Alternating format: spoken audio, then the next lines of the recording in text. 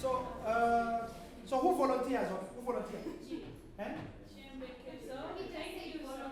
Who has volunteered? Who has volunteered? Who has volunteered?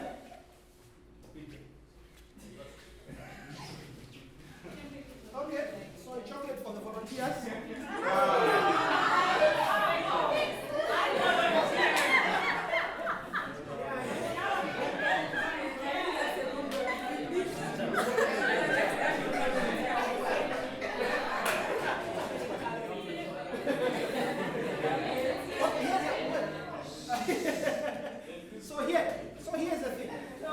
So here's the thing, guys. We were talking about showing up, and I asked, choose a volunteer, and you're busy not wanting to volunteer. I told you about showing up. Okay, how you do it is not a problem. The one who's going to volunteer is not going to be the guys. He's going to get the answers from the rest of the team, but no one wanted to show up.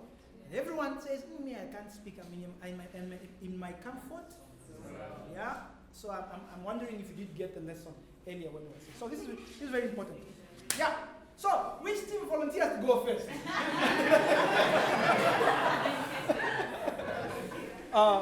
Who volunteered to go? Okay, cool. Let's start with this was one. Which one? One, two. This was two? One, two, three. Let's start with three. Okay. Three.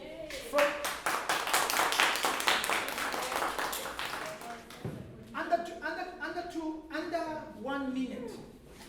Under 1 minute. So it says discuss the story. Yes. So no. So under 1 minute. No, I'll tell you what it is. So the story is this. Okay? Mavuto and Masauso are probably twins. Mavuto was born earlier. I'm not too sure why they gave them those names. Okay? And because Mavuto was born earlier, he's the firstborn, obviously. They get a job, they go to university, they do degrees in sales. Okay? And they are employed by this company. It's an agro-business company, and it processes watermelons, okay? And it buys from farmers, many suppliers. They are concerned about price and all these and whatnot and everything. So, after a few years, Masauso, who is the younger, is promoted to a senior sales role. Mavuto remains disgruntled, says, this is young, he's promoted, he goes to the boss, I work very hard. It's like that brother. You didn't even give me a goat to celebrate with my friends. That brother in the Bible, okay? I work, I do this. And the boss knows, yes, Mavuto works. He works very hard. Meaning the difference between Mavuto and Masauso, from a productivity point of view, is the same.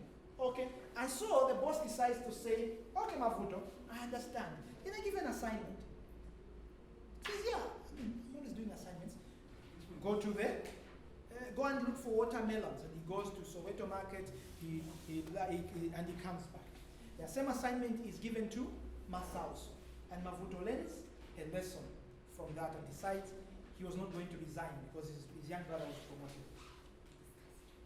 Discuss. 1 minute. What lessons do you learn from this picture, from what we've been talking about? Okay, so the first lesson is about attitude. Both of them were actually willing to do the task. Both of them were hardworking. But the younger brother was a little bit lazy. I mean, the older brother was lazy. He was so much in his comfort zone. All he knew to do was his work.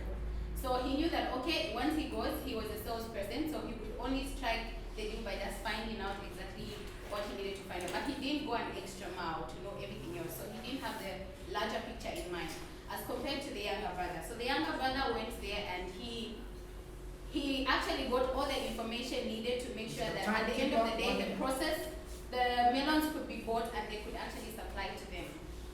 Yeah, so I think those are the two that Right. A big hand for them.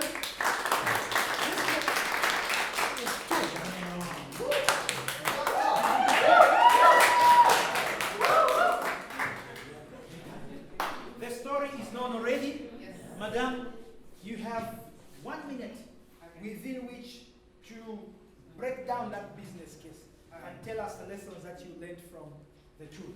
Right. Okay, so the first lesson that we learned from the story was the fact that the younger understood the vision of the company. So he took it as his own when he was given the task. He took ownership of it. He put himself in the place of ownership of that company. What did he want to see? A good top line, a better bottom line, managed costs as well. So for the older brother didn't exactly look at it from that sense. He was just looking at it from the hard-working point of view, who was going to get watermelons and the like.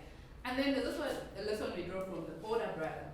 When he saw that the younger brother had this much talent, that much skill, he decided to stay and learn and tap into that wisdom. And it teaches us that we need to learn to tap into other people's skill sets and see how we can improve our own with what others have.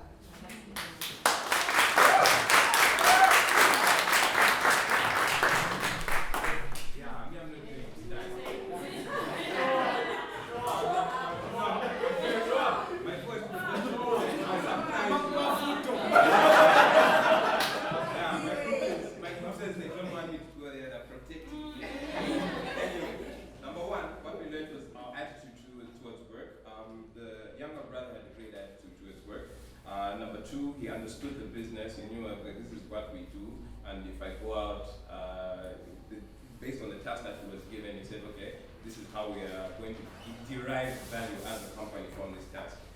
Number three, he asked the right questions. He was like, okay, this task that I've been asked, what is it about? Is it just to go and find out the price, or is my boss asking me to find out a lot more? So he was able to break down all this, that, this, because he saw beyond what was given to him as a task.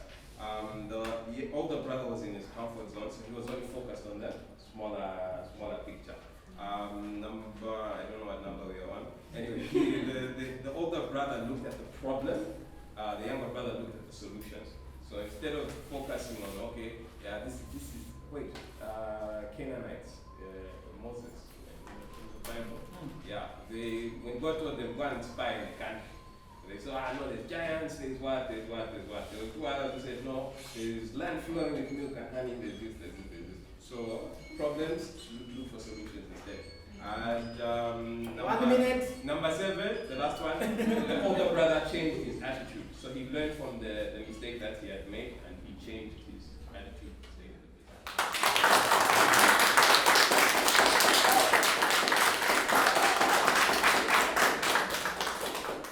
So here's what, Dions. I tried to give you that story because I think it's got a number of lessons, and I think we can pick more lessons. It's just that I gave you a minute each to break down that story. But it's a summary of all the lessons that are in that story. In this growth spectrum, you will have people who are as trained as you are. They'll have the degree that you have. They'll have the masters that you have. They would have worked also 2 years. They would have worked in the company with you at the same time, same place, same environment. But there comes a time when leaders and the organization looks for people to grow, okay? And they are looking for certain things. The things that they are looking for, you will not learn them at school. You will not learn attitude at school. Your school will not teach you proactivity. Your school will not teach you going the extra mile. Your school will not teach you being present. Your school will not teach you how to understand things around you. Your school will not teach you how to manage your boss. You know there's such a thing as how to manage your boss? Mm-hmm. If you go into any organization, please study your boss. Study the things that they like. Study words that they love to use. Study people that they love to talk about. When you're given an opportunity to talk, or present something in them, and you know they love to talk about the top line revenue, just start the presentation. This presentation is going to help us and how we're going to grow the top line. Yeah? You are getting to that's soft skills, you are getting to the softer side of things. And they have that pride and that ego to say, someone is learning under me. Okay? So Masa and Mavuto had everything. They were both hardworking. but must also learn the art of going the extra mile. He knew that this was not just about watermelons. He knew what the business was about.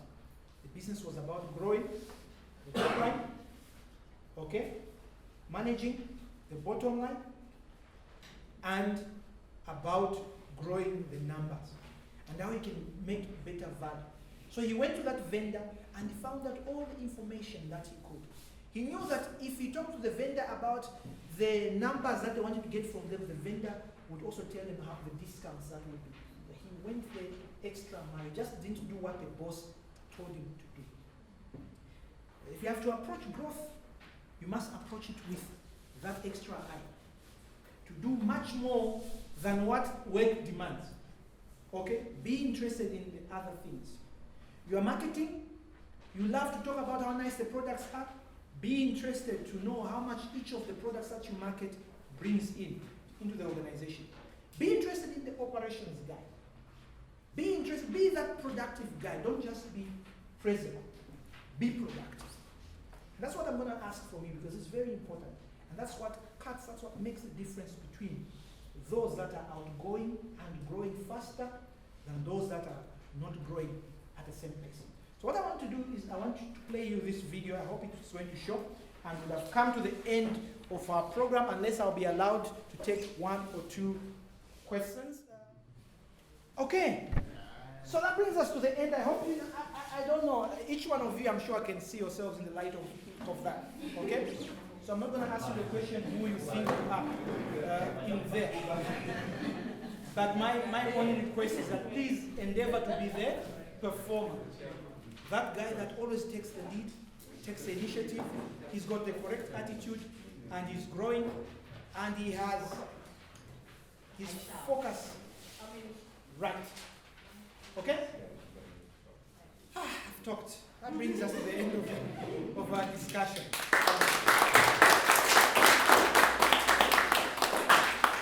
Okay, thank you very much. Since we are behind time, we'll still have the Q&A. But what it is straight to the point. No very long preambles, life story. It would be interesting to hear your life story if we had more time. But if you can just hit the question straight on the head, if there are any questions. So I'll ask once, are there any questions? Hands should go up, and I'll restrict it to those hands. Show up, people, hands up. Suma, anyone else? Okay, yes, Suma. You spoke about moving from your comfort zone. Now, I don't know if there's certain places where you shouldn't go based on your personality. For example, you're an introvert, and then maybe you find yourself in the marketing industry where you have to talk to people and you have to be like, okay, you just have to like go out of the comfort zone because you're an introvert. You rather send emails than talk to people like face to face and all of. So are there certain places that you can't go based on your personality? Okay. That's an important question. The thing with what we've been talking about is there's no straight way, so this is an agreed way of doing things. So these are things that challenge you to just think about yourself and reflect on what are your strengths and what are your weaknesses. What you've said is not exactly an issue to do with comfort zone, but more to do with personality, okay, and the skill set. So the comfort zone would be, I'm trained in this thing, this is what I went for to school, and I'm staying here. What you're talking about is you now understand what is my weakness and what is my strength. The idea in any organization is that you must try and work on your weaknesses, okay? Because, tell you what, the moment you go into an organization, it is expected that you'll be able to present in front of the crowd. It is expected that you'll be able to use certain agreed tools, Outlook, PowerPoint, Word, whatever, the basic ones. It is expected also that you'll be able to express yourself in front of someone for the sake of convincing them to take on your product and service. But for those that have known what they think is their weakness, there are organizations that permit that you can say, I think I am better in this place, can I be in this place? And if you find one like that, you are very lucky. I'm using the term very lucky. Okay? The E's are many. I think there's 10 E's in the very that I've used, and 3 R's. Why? Because they are growing you and they are hoping that as you relate with the organization, you begin to learn through association those particular skills. So my advice is that you do not shy away, but you try and work on your weakness. Every time, always do a SWOT analysis of yourself. We do those things for businesses. And in schools, we're doing a project that's SWOT analysis. When we do SWOT analysis for Zambia, poor economic, Shanshan, no water, no power, no brand. So all those things, but do it for yourself. So that you know, this is, yes, my weakness, but I'm working on it. Why do you think when you go for an interview, that question they always ask you? Why do you think? Huh? You know the question they'll always ask you what you think is your weakness? Yeah? What are they asking when they're saying what is your weakness? Do they want to know your weakness? No. What do they want to know? How do you deal? They want to know, first of all, if you are aware that you've got one. And if you are aware, they want to know how you are dealing with your shorthand. Okay? Because they now know that you're going to grow to be a manager, you need to know as a business we have certain things that are weakness. Our weakness is that we are not known. We don't have much money. How do you deal with that situation? Because that's a decision you're going to be making. So if you are an introvert, know it and know how you deal with it. So how you show up. I know I've said many winding things and I don't know if I've answered your question. But those are the tips that I could give you. So there's no such a thing as me dwelling on my weakness and just remaining in there. This is just my personality. Me, I just don't talk. You're the MD. You're expecting you to present to the board. I just don't talk. And you want to be MD. Yeah? I've also learned through experience that people that actually are seen to talk a bit more than others, often they are the ones that, yeah? There are some that are good at talking. They manage people talking. They're good at talking. They'll talk in the interview, get the job. When they start doing the job, you say, "Ish, these were just talkers." They'll talk their way through. It's a skill. You can use it to your advantage. Yeah? Okay. Any follow-up question? Okay, mine is not exactly a question, it's also like a contribution on the point you raised on being introverted and taking up an extroverted role. So I don't think I'm sort of an introvert, but at some point I was asked to take up an extroverted role. And one thing that one of my mentors mentioned was that he was an introvert as well and took up that extroverted role. And he said to me, you need to put in more effort. As an introverted person, you will feel drained after the client or after you speak with that client. You really do feel tired because it's not your personality. And it's true, but with time, as an introvert, you do feel quite drained when you speak with these people and you have to talk and be very interactive. But it does require a lot of effort, and I think it's something that Chavunga did speak to earlier, that you have to step out of your comfort zone and put in go the extra mile to work on that. So what has happened in that case is that the one who's the introvert knows their weaknesses. This is my weakness. Yeah. So they know themselves. They are very genuine about themselves. There are people that think they've got this strength. It's not their strength, but they keep pushing it. They think it's their strength. It's me. I'm good at this, but they're not. But people know them. When they're out of the room, what they say about them is what matters, right? So you work on that weakness. Meaning you have to do double the time. Okay. Okay, thank you very much. A hand to Mr. Chavunga Lungu.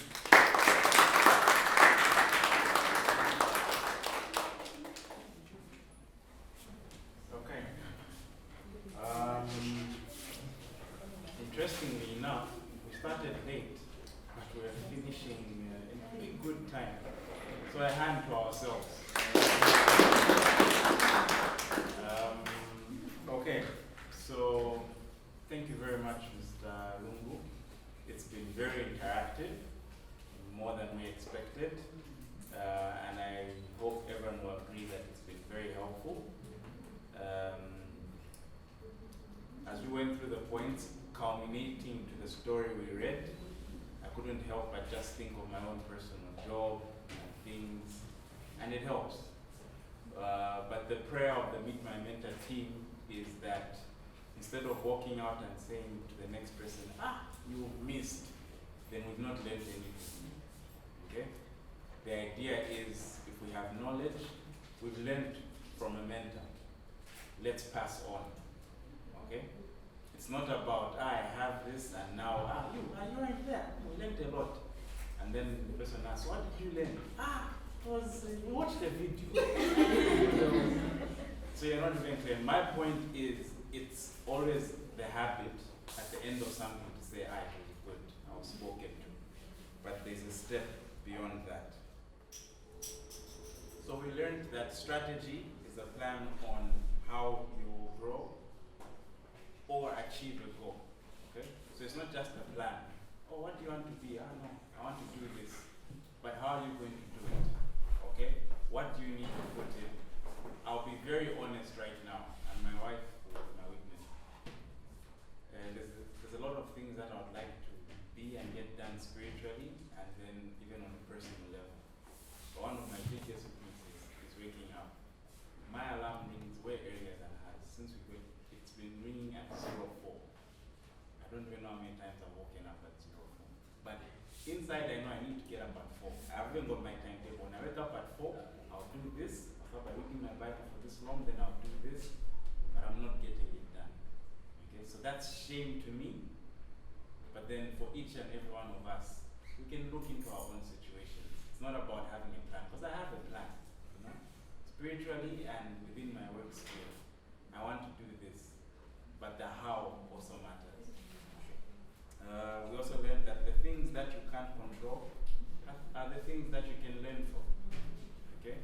So it's very easy to be happy about the things we can control, but then those things that go wrong or negative, the first thing, we are quick to complain about it. Okay? No, this didn't go the way I wanted, or we get depressed. Others have been taking it up as a personality. I know when things go bad, I just need time alone, and you shut down from everyone. And we've convinced ourselves that this is part of the process. It's what everyone goes through. Okay?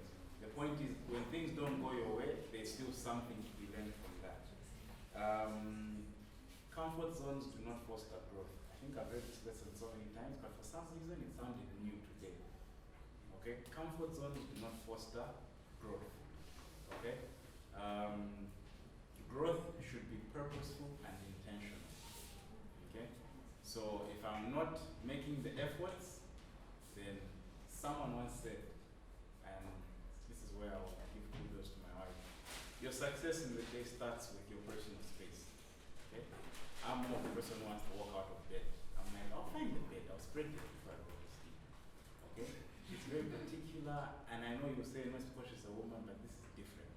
Okay? The point is your personal space. No, I want to achieve great things. You eat your breakfast, you can't wash your dishes. You only wash your dishes when you're cooking your next meal. Okay?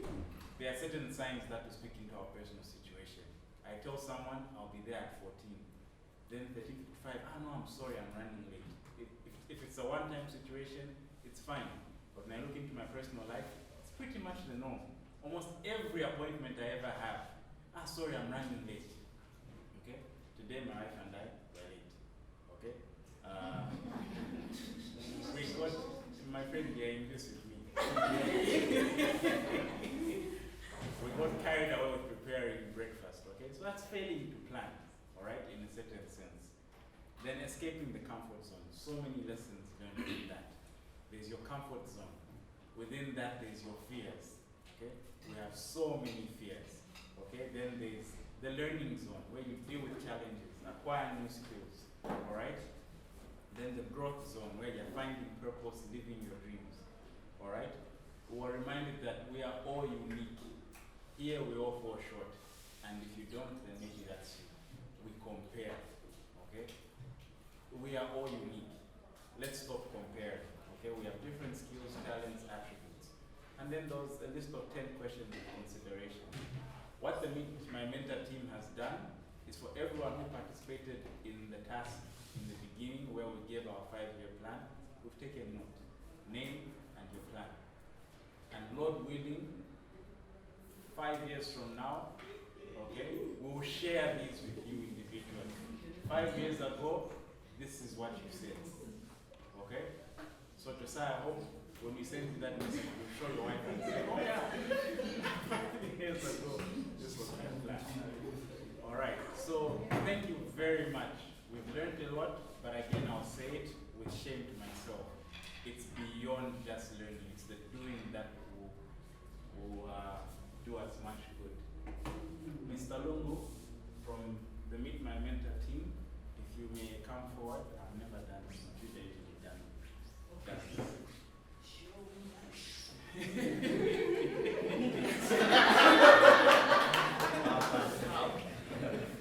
Would like to say thank you very much. He has been wanting to come through and share for some time. This wasn't impromptu, like, oh, just starting, can you come?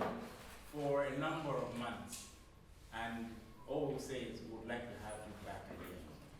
Okay? So after this meeting, if you feel there are any subjects, that was it was detailed but broad. If you feel there's that particular area, please mention and we'll send the word back to him. So from us, we are presenting a John C. Maxwell book, Today Matters. I have not read the book, so I can't even tell you what it's about. It's a good book. And a Meet My Mentor branded pen. Thank you. Do you have it in soft copy? Audio version. You can record yourself. Okay, so Mami Chilu, I will be calling you right now to give your closing remarks, after which Josiah will close in a word of prayer. How many of us are glad we came? How many of us are coming back? I can see some of us have ended up to raise our hands. We cannot emphasize how great the meeting has been. Thank you very much, Mr. Lee. Like Paul said, we really appreciate. And as a team, I think the greatest thing that we really get out, what gets us out of our beds is coming to add value to people. And I think that's what should be on each of our minds. Somebody has taken their time to come and add value to us today. I should take the time to add value to somebody else as well. I have learned a lot. I know there's some of the things that I have already appreciated, but as usual, there's always so much to pick up from these meetings. I enjoy them. I think I probably enjoy them more than everybody else around here does. I should be ashamed of myself. But it's always a great time to come here. I hope we don't just come and waste our time on a Saturday morning not having anything else to do. That's not the whole idea. None of the speakers gets paid to come and speak. But because they have seen something that they have learned and that they'd like to pass on to each and every one of us is the reason why they come. And I hope even 1, 2, 3, or all of us have picked up something that we're going to go and use in our everyday lives out there. Maybe one small question. 2 or 3 people. Out of the considerations, which question really stood out for you? Anybody who would like to share? Okay, yes, Joe? Why do you do what you do? All right. What did you get out of it? How did you look at it? Any one sentence you can add to that? One that needs serious critical analysis. All right, we'll leave it at that. Great, thanks. Upalo? The one you talked about, what value are you adding? For me, being in an area where it's way out of my comfort zone. I studied business administration, now I'm doing taxes. And I don't like it. So now you ask yourself, why do you do what you're doing, and what value are you adding? All right. Third, last person, anybody? Yes, David? Because how do you show up? How do you show up? Right? Yes, because the many places we go to and how you present yourself, how you appear, and also you already know where you are going, so you must have prepared in advance for the entire event. But then the question is, how did you show up and what impact is it going to have? Good. So can I ask you a question? Oh, wait, one second. Are you going anywhere from here? Like, do you have a specific function you're going to? No, just church afterwards, in the afternoon. In the afternoon. Sorry, can I ask a favor of you? Yeah. Can I please stand? I really gave it stand because I think what he's explained is kind of like what he's trying to say, isn't it? Yeah, he came for this meeting. I mean, some of us just come, but he went out of his way, you know.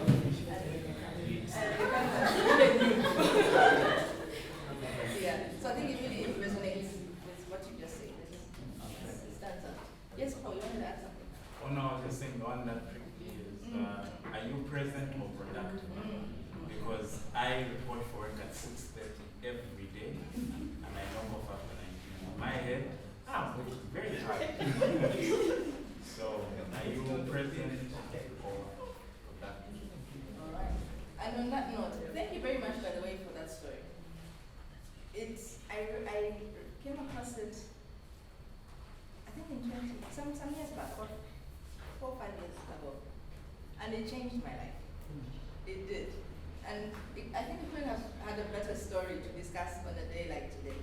It really did change my life because, I mean, I have been a hard worker for most of my life. I did a lot of hard work. You know, I earned awards at the bank for the work that I put in. But only when I sat down to actually try and see where I was coming from and where I was going, did I realize there's really not much that I had done in my life. And that's the reason why every day I think I wake up to try and see if I can help somebody else who's in a situation like I was in. So hardworking. So what's the word? Productive and present, yes. So very, very present, I guess, for most of my life. And it did earn me quite some things. But I had very little job satisfaction. I had very little progress I was making. I worked harder on my job than I did on myself. Then I discovered my employer doesn't pay me for being around at work. They pay me for the value I bring to the company. So at times we get to work and we complain why is the same work skill and others get paid much more than you do. Maybe they bring in more value than you do. That could be the reason why. So another note just to add to what has already been said, please let's work harder on ourselves than we do on our jobs. Now I didn't say go to work and not work. Work harder. So work hard at work, but work hard on yourself. And that I think is one of the things that really came out today. Am I being relevant? Am I working on myself? Am I adding value to myself to add value to others? By the way, you cannot give to others what you do not have yourself, isn't it? So only when you add value to yourself, can you then add value to other people? So I don't want to say so much. I know time has already gone, but there's a lot of things that we have learned. As the Meet My Mentor team, by the way, through the team we'll get some communication. I remember last time we did mention there's a couple of things that we were working on. We are drawing to the close of the year, so we have no option but to make sure we conclude those projects. So as soon as we can, we shall communicate and give you some information on that. I'm glad one of the brains behind the things that are being worked on was around today. So we should be finishing off on one of the major projects that we're trying to work on and conclude, which we shall communicate. So I'll not say much around that particular one. The other thing I wanted to mention was, oh yeah, I didn't mention which one stood out for me. And I think it was question 9. What do they say about you when you're not in the room? Yeah. They're not gossipers. You know? No. You know why that one stood out for me? I heard John Maxwell once talk about a believer and how that our lives should be a living testimony everywhere. And he said something which really caught my attention. He says, why would somebody want to come with you to heaven when they do not want to work with you?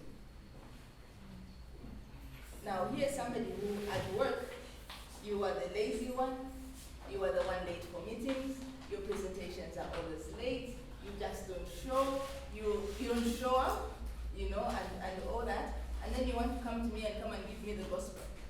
You make a very lousy workmate. Why would I want to come and stay with you in eternity, like forever with the lazy person. It doesn't work out. So I think we also need to, as Christians, bear that in mind. As I work, whatever I put into my job, what does it say of Christ? That's what I'm doing in my work. Draw anybody. Do I create a hunger? Or do they want to come and know what is it that, how come she does her work differently? Why does she have a hunger for it? When everyone else is complaining, she's not complaining. What is it about her that I would want to know? And then through that, it then opens the way for us to preach the gospel, isn't it? Yes. So how am I living my life at work? I should always be mindful that wherever I am, whichever place I've been placed by the Lord, He has a purpose for me, and I have a testimony to uphold for the Lord in that workplace. So exercise number last, before I get to my main exercise, do we still have the post-its and pens, all of us? Everybody? You don't have one to write. There you go. Everybody a post-it. I want to make sure everybody has a post-it before I give the last note.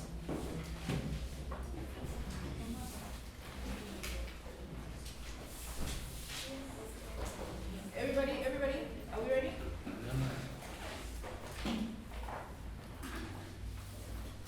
Okay, if we all have our post, anybody need a pen?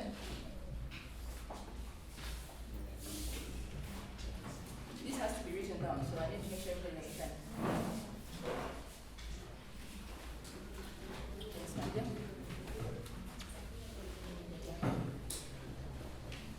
yeah. So, since everybody has a pen and a paper, I want us to write down these 3 words. Do. It.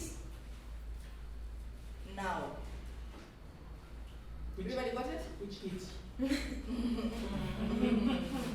Not yet full time. So DOITNOW. Do it now.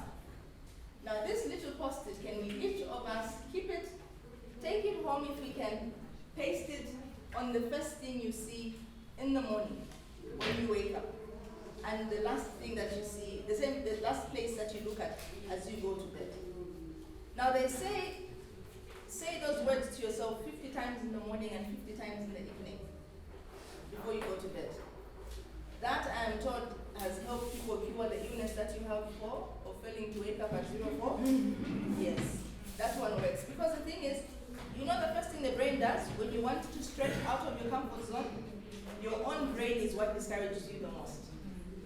So when you say to yourself, do it now, do it now, do it now, everything that we have learned today, please, can we get home and say to ourselves, do it now.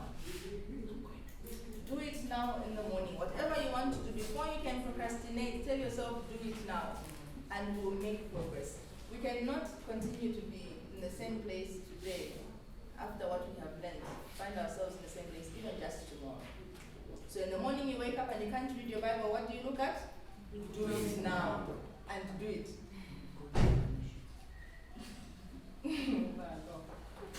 So let's do it now. Do it now. If it's your studies, you want to study, don't wait until the exam is tomorrow. What are we going to do? Do it now. Yes. So motivation, they say, gets you going, but it's discipline that keeps you growing. So we need to grow the discipline people. We need to continue growing the discipline.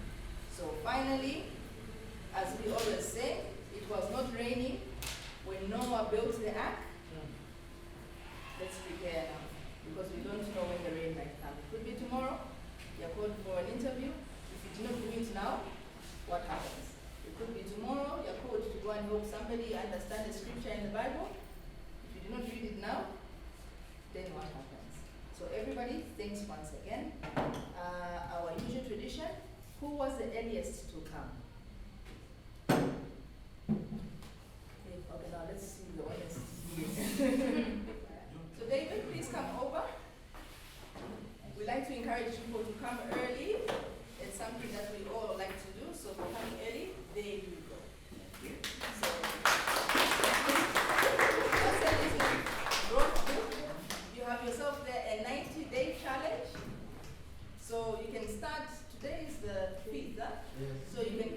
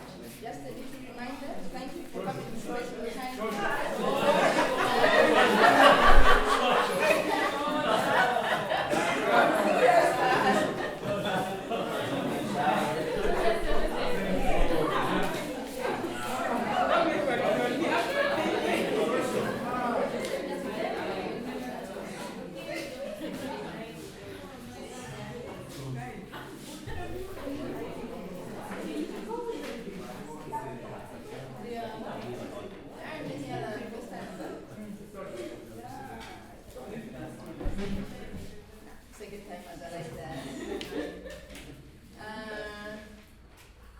Okay, there are some friends who I hadn't seen in a very long time. Where's Mama? It's good to see you. Thank you. I was trying to come and get it for yourself. Come, you can start from the money and then. These are specific. Thank you so much. Thanks. These are our friends who have been there with us. Thank you so much. All right. As consultations are going on, I would like to end here. And once again, thank you all for coming. And we hope to see you again. Paul will give us the next, the timetable for what is up, when the next meeting will be, and all that information. I just wanted to add that I have here a few weekly planners.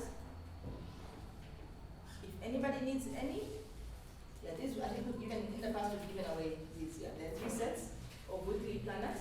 So we still have some on demand. You can come and get those. We also have your year in review, which I think will also be a good one, seeing that from now onwards we are going to grow. So this will also help us in determining how we can close this year and begin the next year the load reading. So please feel free to come and ask. I'll put them somewhere out there. I know everybody uses phones now. You can even take pictures of the same so you can have them with you nearby. But I guess with that, I should be ending. So thank you so much again. Please have a nice afternoon. And can I have a volunteer?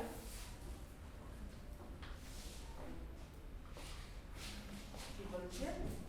Okay, great. Here you go. I'm volunteering. Oh, thank you. He showed up. 8 gig. So next time you show up, you might get something like that as well. So thank you again, everybody.